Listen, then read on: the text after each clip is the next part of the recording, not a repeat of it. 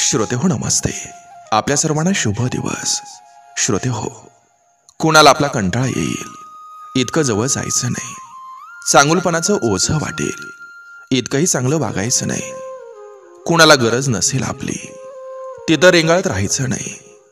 नशिबानं जुळलेली नाती ही जपायची पण तोडायची नाहीत. गोड बोलणं गोड वागणं हे कुणाच अवघड वाटू नये. श्रोते हो, जवळपणाचं बंधन होईल इतकं जवळचं व्हायचंच नाही.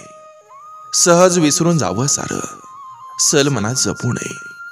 नकोसं होऊ आपण इतकं आयुष्य जगूच नाही. श्रोते हो, हवे हवेसे असतो तेव्हाच पटकन दूर निघून जावं. आपलं नाव दुसऱ्याच्या ओटी राहील इतकंच करून जावं. कारण श्रोते हो, जीवनाच्या वाटेवर साथ देतात, मात करतात, हात देतात, घात करतात ती असतात माणसं. संधी देतात, संधी साधतात, आदर करतात, भाव खातात ती असतात माणसं. वेड लावतात, वेड करतात, घास भरवतात, घास हिरावतात सुद्धा ती असतात माणसं. पाठीशी असतात, पाठ फिरवतात, वाट दाखवतात, वाट लावतात ती असतात माणसं.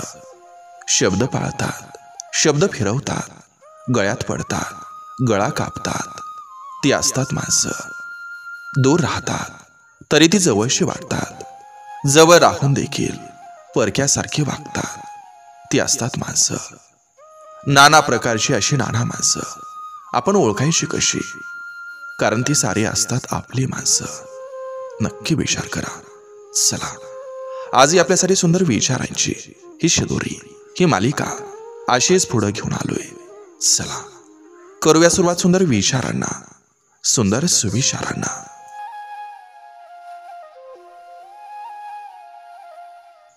प्रत्येक वेळेस भावना व्यक्त करता येत नसतात. कधी कधी न बोलताही त्या समजायला हव्यात. कोणतीही गोष्ट अर्ध्यावर सोडू नका. शर्यतीत धावताना अर्ध्या रस्त्यात थांबणाऱ्यांना यश मिळत नसतं. ऊर्जा कायम ठेवा, कामाची भूक ठेवा. जिवंत आहे तोपर्यंत सुखी राहा, कारण मेल्यावर राख होत असते. लोकांनी चांगल्या नजरेनं पाहावं म्हणून तुम्ही चांगले वागत असाल तर तुम्ही खोटं आयुष्य जगत आहात.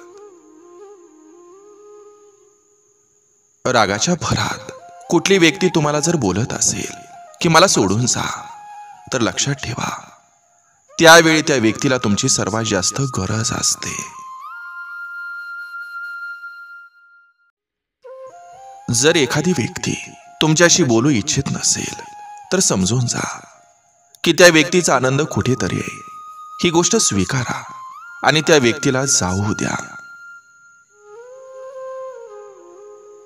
एकाच बाजूनं भाजून जशी भाकरी बनत नसते, तसंच नात्यामध्ये एकाच बाजूनं जीव लावून नातं घट्ट राहत नसतं. देताना समाधान, घेताना जाणीव असली की नात्यात माणुसकी निर्माण होते.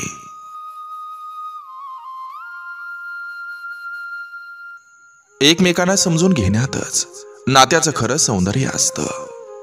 काळजी न केलेल्या काळजीमुळंच नात्यातील आपले पण टिकून असतं.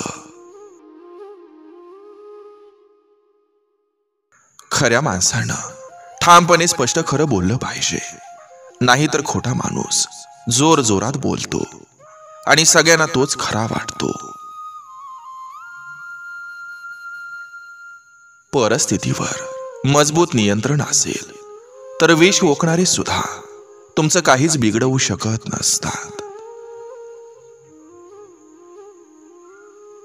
माणूस वरून सुंदर दिसतो, बोलतोही सुंदर, पण त्याच्या मनातील गाठ मात्र कुणालाच दिसत नाही.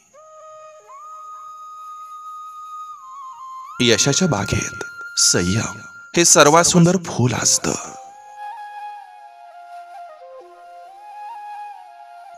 शांततेमागे तृप्ती असावी, सुतक नसावं. तटस्थतेमागे जाणीव असावी, तडफडाट नसावा. वेळ आणि प्रसंग निघून जातात, पण आठवणी या कायम राहतात. स्वतःची वाट शोधायची असेल तर त्यासाठी डोळं स्वतःच लागतात.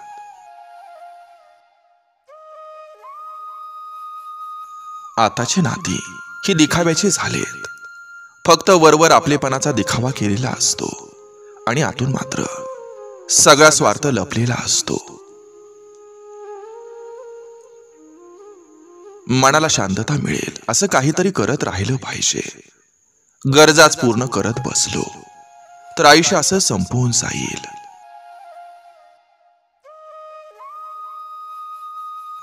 जो तुमचं डोळं वाचू शकतो तोच तुमचं मन जाणतो. आपण आयुष्यभर अशा माणसाच्या शोधात असतो. पंखांची फडफड आणि ध्येयासाठी केलेली धडपड एक दिवस नक्की उंच शिखर गाठते. दुसऱ्याच्या तोंडातला घास हा आपल्यासाठी घास नसतो, तो एक तळतळाट असतो.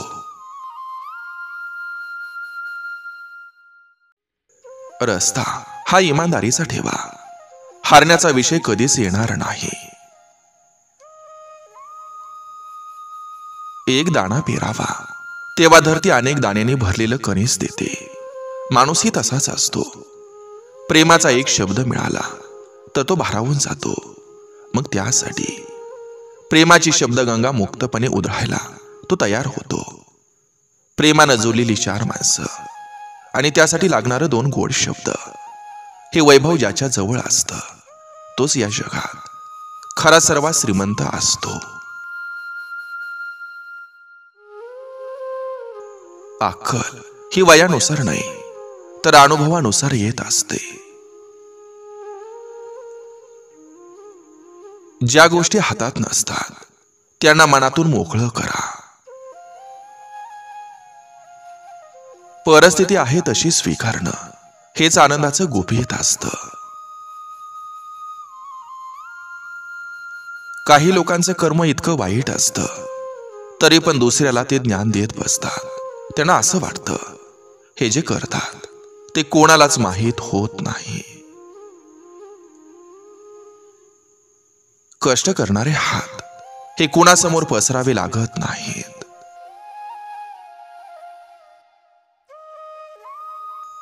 सौंदर्याची कमतरता चांगला स्वभाव नक्की पूर्ण करतो, पण स्वभावाच्या कमतरतेला सौंदर्य कधीच पूर्ण करू शकत नाही. म्हणून स्वभाव हा परिपूर्ण असावा, सौंदर्य नव्हे.